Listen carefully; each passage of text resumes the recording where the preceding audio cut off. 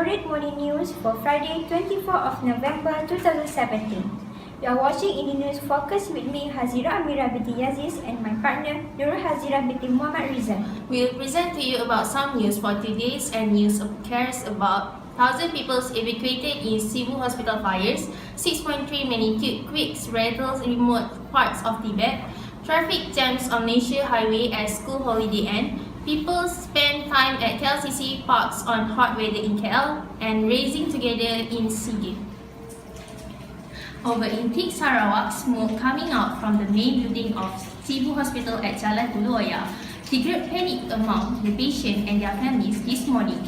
In the 8:15 a.m., incidents required force to evacuate 18 wards at the hospitals after a fire broke out, clearing about 1,000 people, including patients and staff and members of the public from the building. It was understood that the blaze occurred due to the faulty blowers of the aircon systems in the toilets area of the ward. 19 firemen in 2 fire engines rushed to the scenes upon receiving a distress call at 8:19 a.m. and managed to put out the fire within minutes. All affected patients have been allowed to return to their respective wards after the concerned part of the system was rectified. No casualties were reported and checks were underway to determine the fires.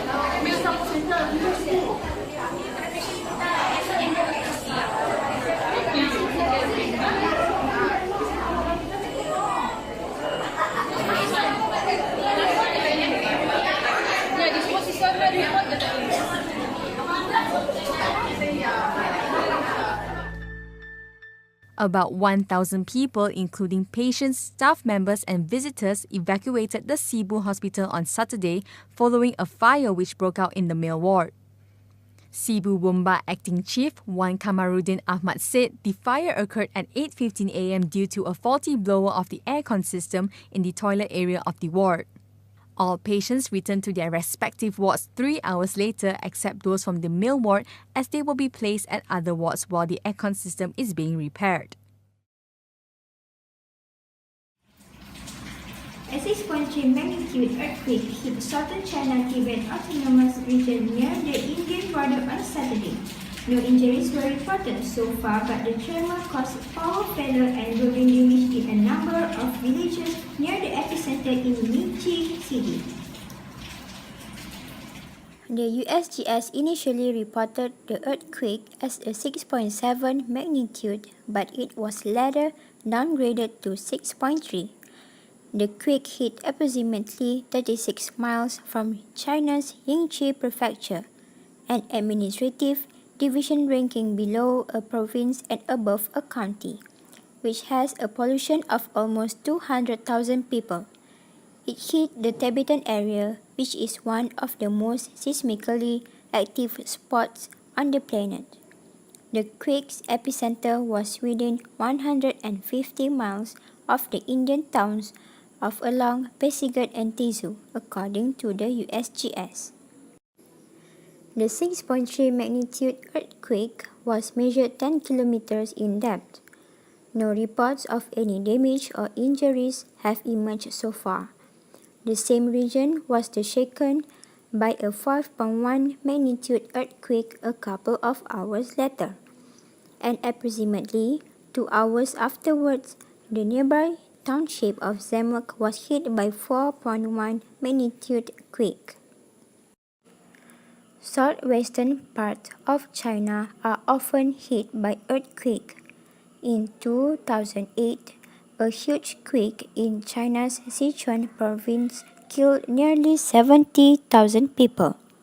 The news has come after a massive 7.3 magnitude earthquake last week killed at least 450 people and injured thousands more after it struck southeast of the city of Sulaymaniyah in Iraq, near the border with Iran. The head of the Irani Kermanshah's emergency department said at least 93 people were killed in Iran and thousands others injured. Meanwhile, in Iraq, at least 6 people are dead and more than 500 injured, according to the Joint Crisis Coordination Center of the Kurdish government. Israel, Turkey, and the United Arab Emirates also reported feeling tremors. According to the USGS, up to 70.4 million people would have felt Sunday's earthquake, including 239,000 who may have experienced very strong to severe shaking. More than 97 of the victims were reportedly from the town of Saprul-e-Zahab in Kermanshah, about 15 kilometers from the Iraq border. Many houses in rural parts of the Kermanshah province are made of mud bricks and are known to crumble easily in quake-prone Iraq. It was not immediately known if the quake had caused any damage or casualties, but the Xizang area of China is sparsely populated. The closest towns are on the Indian side in the remote mountainous area of Arunachal Pradesh. A magnitude 6.3 quake is considered strong and is capable of causing severe damage. The boundary between the Indian and Asian tectonic plate lies below the Himalayan region. The resulting collision between the two plates and caused powerful earthquakes. The region saw one of the most powerful quakes in the past century in 1950. Known as the Assam Tibet earthquake, the 8.6 event killed some 4,800 people and caused destruction in both India and China. While villagers living near Mending country said they heard the sound of rock falling down in the morning and later found ground fractures. Emergency response staff were deployed to the site to help quake victims and provide relief supplies. That's all from me, Hazira Yaziz. Back to Hazira Rizal. Thank you, Azra Yaziz. Now we have Shafika Yusuf for traffic news. Hazira from the Loureate News Studio. Now, with me, Nur Shafika binti Muhammad Yusuf from Loureate News at Gombak Plaza. I want to talk about the latest development and current condition. If we see such a situation often over, the car run over to the courtyard and display paintings on the roof. Now with me and a road user who want to get to his hometown. Assalamualaikum. Can I know you? What is your name? I am Wanajana. What is your feeling when you have to face such a situation? There is a jam. I feel quite tired because I was forced to face such as a situation as it was before school Today, Wanajana, where are you from? I am from the town of Petaling Jaya to go my hometown of Kelantan. In fact, I am happy to be able to experience this situation where everyone is excited to come to meet their family. Okay, thank you, Wanajana. I hope you are safe to the destination and for now back to Loureate News Studio. Okay, thank you.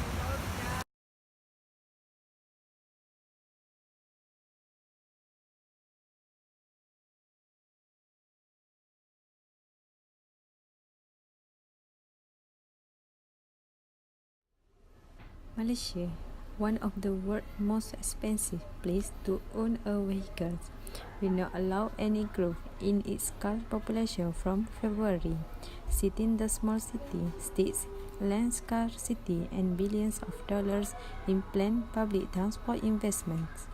The Land Transport Authority (LTA) said it was cutting the permissible vehicle growth rate in the city-state to 0% from the current 0.25% per annum for cars and motorcycles.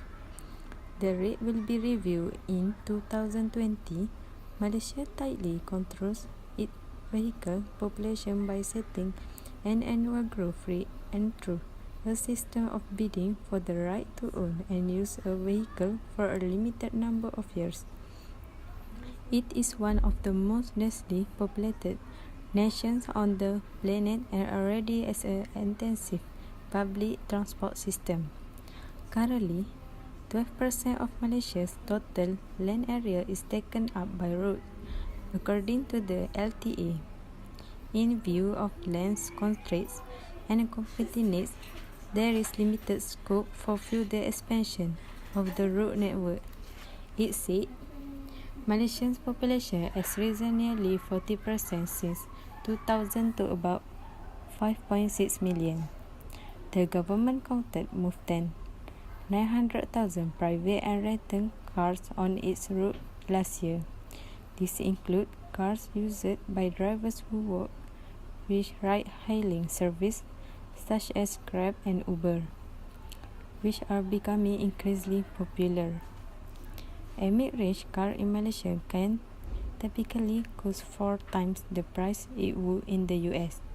Malaysia requires car owners to buy permit called Certificate of Entitlement that allow holders to own their vehicle for 10 years.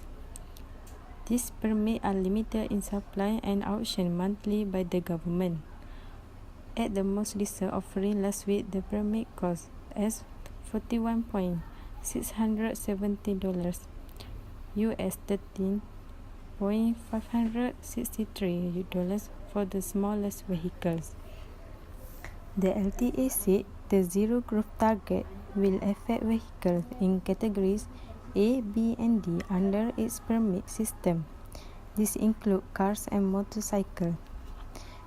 This existing vehicle growth rate of good vehicles and buses will remain at 0.25% per annum until March 2021 to give business time to improve the efficiency of their operations and reduce the number of commercial vehicles they are required.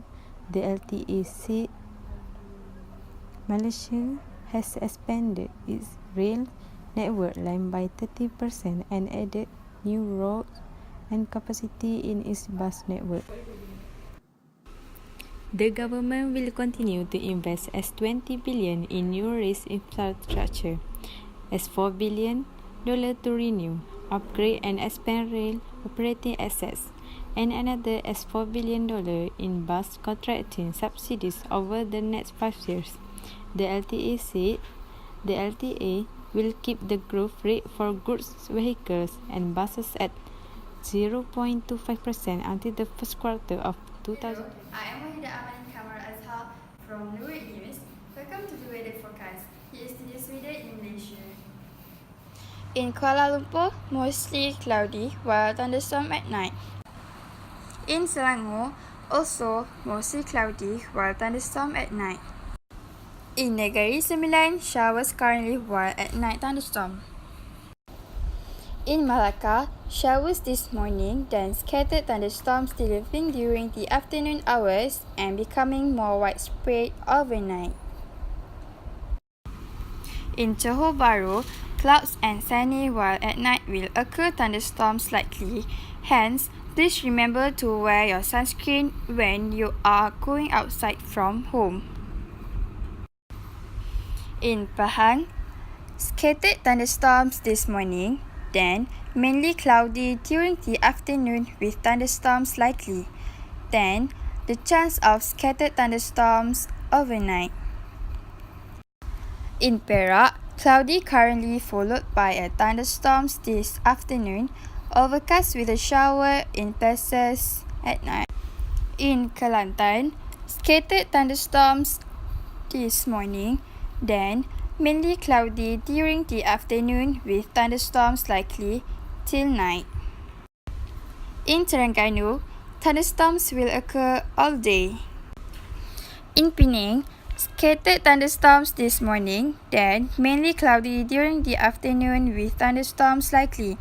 Then, the chance of scattered thunderstorms overnight. In Perlis, cloudy all day. In Kedah, rain currently and will be thunderstorm tonight.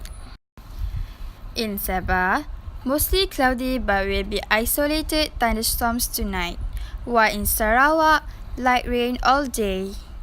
In Rantau Panjang, Malaysia, thousands of people remain stranded in relief centres Thursday as northeast Malaysia struggled to recover from severe flooding and residents raised fears of looting. But the number of people displaced in the states of Kelantan and Terengganu fell to about 18,300 from almost 23,000 Wednesday. Seasonal flooding hits Malaysia's east coast states every year and regularly results in mass evacuations. In badly hit Rantau Panjang, a Kelantan town bordering Thailand, more than 300 residents sought shelter at a crowded relief centre. Evacuees said food was sufficient but there were hygiene concerns. Dustbins were overflowing with garbage while families with young children were squeezed into small classrooms. Looking glum, flood victims said they were worried about future supplies of clean drinking water, loss of income and thieves looting their homes. Muhammad Nawi Cik Mamat, 50 years old, said he had to wade through floodwaters daily from the relief centre to check on his home. I am unable to go to work and have run out of cash, said the lorry driver who supports a family of 5. Others who had chosen to remain in their flood-hit homes also expressed frustration, saying they have yet to receive aid. We are government supporters but we have not received any food aid from the federal government, said Abdul Manan Muhammad, who added he was running out of money to feed his wife and 4 children. Mazina Abdul Rahman, a 49 years old single mother, told AFP she was hoping for food rations and cash assistance. I have to feed 4 children. I am running low on food supplies and do not have cash because my eldest child is unable to go to work due to the floods, she said. From the air, parts of the state capital Kota Baru resemble a muddy lake with only rooftops peeking out of the murky brown waters. In some areas in Kelantan, children were seen playing in flood waters while commuters waded through knee-deep waters. Zainuddin Hussein, Chief of Kelantan Civil Department Force, said further scattered showers were expected.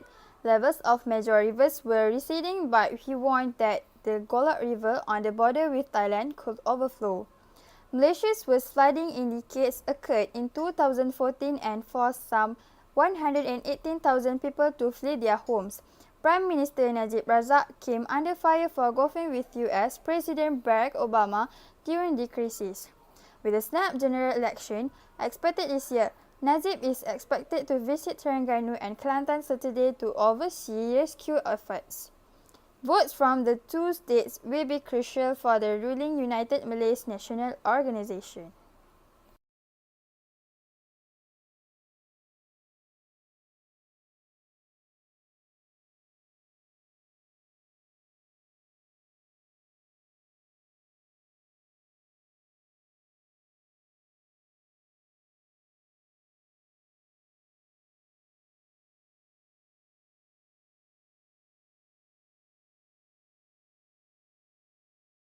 So, mostly Malaysia will have the thunderstorm. A friendly advice to all Malaysian from me to always alert with the flash flood, warning from the government due to rainy season, and don't forget to keep the important documents at a safe place before Kuala Lumpur SEA Games 2017 drew to close with a jubilant Malaysia emerging as the overall champion with 140 gold, 92 silver and 86 bronze medal.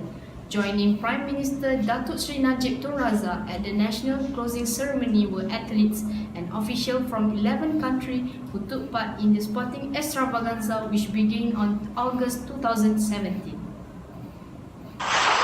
As seen here, our Prime Minister Datuk Seri Najib Tun Abdul Razak is giving his speech during the closing ceremony of SEA Games and later on declare the next day as public holiday for Malaysians for surpassing SEA Games medal target.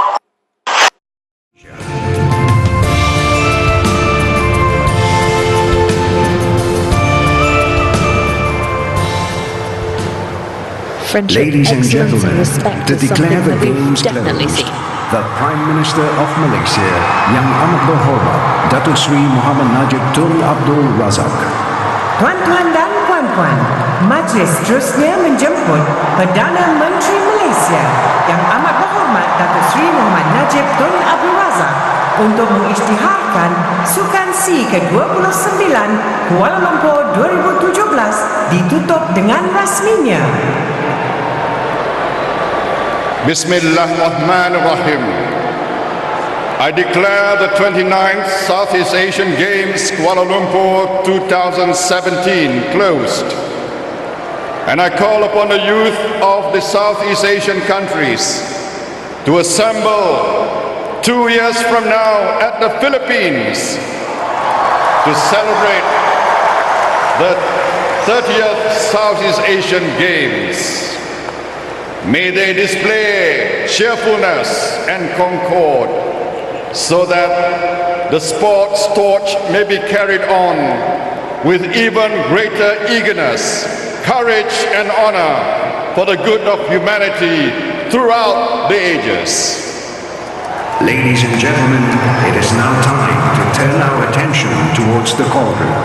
The SEA Games cauldron represents the one of the inclusive most spirit of touching moments of sports, how it closing strengthens us ceremonies as at a region any and games. This clip shows the yacht of Sports Minister Kari Jamaluddin receiving his gold medal as he is part of the Malaysian polo team members and therefore being the country's first sports minister to compete in SEA Games. It's nice. Of course, perasaan yang berbeza. Saya pun gembira dapat menyumbang sedikit usaha kepada kemenangan ini dan kita telah menepati sasaran. Sasaran polo team adalah untuk menyumbang 1 pingat emas and we did the job. Okay audience, that is all of the news for today. We will again in the same time and the same channel. Before we end our news, we will show you the Chinese Lantern Festival in China. My name is Izan Nizaman. My name is Wahida Amali Kamarul Azhar. Thank you for your attention and goodbye. Goodbye. The 15th day of the first month in the Chinese lunar calendar is Yuan Xiaojie, known in English as the Lantern Festival. In Chinese, Yuan refers to the first month, and Xiao is an old word for night. Thus, the name can roughly be translated as Night of the First Month. This is also the 15th and final day of Chunjie. This festival dates back to the Han Chao and has many legends regarding its origins, as do most Chinese holidays. In ancient times, children would carry paper lanterns to temples and try to solve the Deng Mi. These days, parks all over China set up elaborate lanterns in the run-up to the festival. Here are some highlights from the Lantern Festival at the Daguanlou Gongyuan, located in the city of Kunming. This being Yunnan, some of the displays are dedicated to the Shaoshu Minzu, the ethnic minorities who call this province home. It seems like a dream world with all of the colors and elaborate lanterns.